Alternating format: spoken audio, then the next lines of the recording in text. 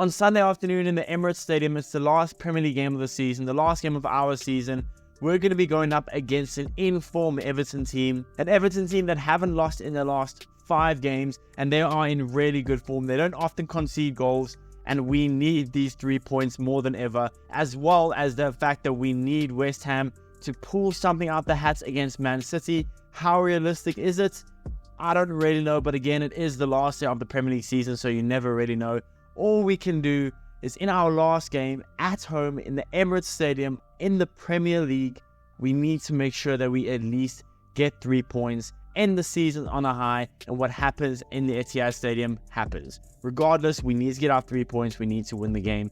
Everton is a tough team. Everyone's talking about West Ham vs City, but this is a title deciding game. If we don't win this game, regardless of what happens with Man City and West Ham, well, no one cares. It doesn't matter. We have to get these 3 points. Simple as that. So in today's video, we'll be previewing the game, talking about the potential starting 11 and how I think the game will go. So what's going on, everyone? You are listening to Gunner Central here.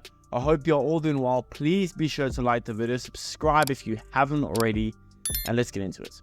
Now, coming into this game, we are in elite form. Really, really good form. We've won our last 5 out of 5 games, but equally, Everton have won their last 4 out of 5 games. They've beaten Liverpool 2-0, and most recently, they've just beaten Sheffield United 1-0. In Everton's last 5 games, they have conceded 1 goal in their last 5 games. And now equally in our last 5 games, we've conceded 2 goals. We are still the best defense in the league, but Everton are arguably one of the best as well. I think they rank 4th in the Premier League on goals conceded. They are a high-level defensive team, and for us to break them down, we're going to have to be on it. When we went away at Goodison Park early on in the season, when we won 1-0 thanks to a Leandro Trossard goal, if you think back to that game, we really struggled to break them down, and we thought, it was just a bad performance by Arsenal. But now looking at Everton's full season, it is actually the fact that Everton are such a good defensive team. Don't forget, Jordan Pickford is in the running for Golden Glove before David Raya snatched it away from him.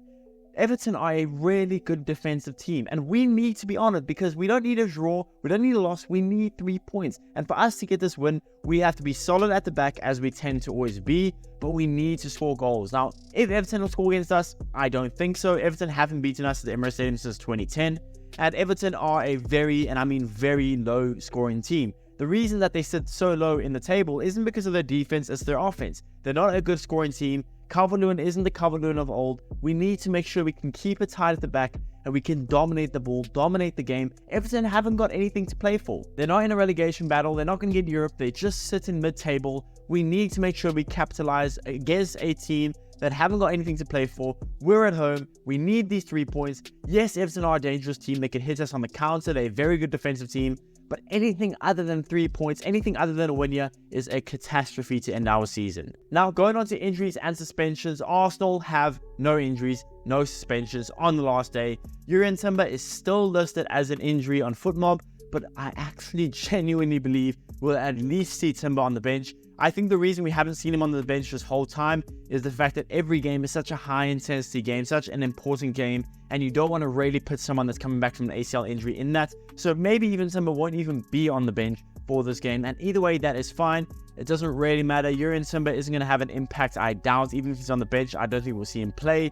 For me, Umar Simba, we have Tomiyasu fit, we have Zinchenko fit, we have Kivior fit. Let's rather rest Umar Simba and make sure he's ready for the friendlies at the end of July. Make sure we rest him. We can't afford another ACL injury to Umar Simba. So I don't mind Umar Simba not being in the team, not being on the bench, not being in the squad, although I would absolutely love to see him in the squad. Then you go look at Everton's injuries and suspensions, and they are going to be without not that many players. Dele Alli is injured and probably won't make the game.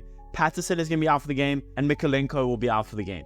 That's all their injuries that they have. Again, they're not a crazy good squad, they're not a crazy deep squad, but they're still a very good squad with not too many injuries, but they haven't got anything to play for. We need these 3 points so desperately. We need to win this game. It's as simple as that. Now, going on to the starting 11 that I would play for our final game of the season. For the final time this season, my starting 11, in goal, David Raya, no surprises there. My left back, Tomiyasu. Now, I know Zinchenko could be playing this game because of the fact that we'll probably be dominating the ball for the large portion of the game, and we need to be able to attack Everton well. But I still want to make sure we keep it solid at the back. Tomiyasu's been really good at left back. For me, Tomiyasu starts at left back. Right back, arguably one of the best right backs in the Premier League in Ben White. My two centre backs, Gabriel and Saliba, arguably the best centre back partnership in all of world football. And then into midfield, Thomas Partey starts at CDM since he's been playing game in and game out. I know he looked dodgy to some of you guys at Old Trafford, but I thought he was pretty good outside of a few moments. I thought he helped dictate the midfield, keep the midfield reasonably tight. He wasn't amazing. He did make some sloppy errors, which hopefully he can get out of his system.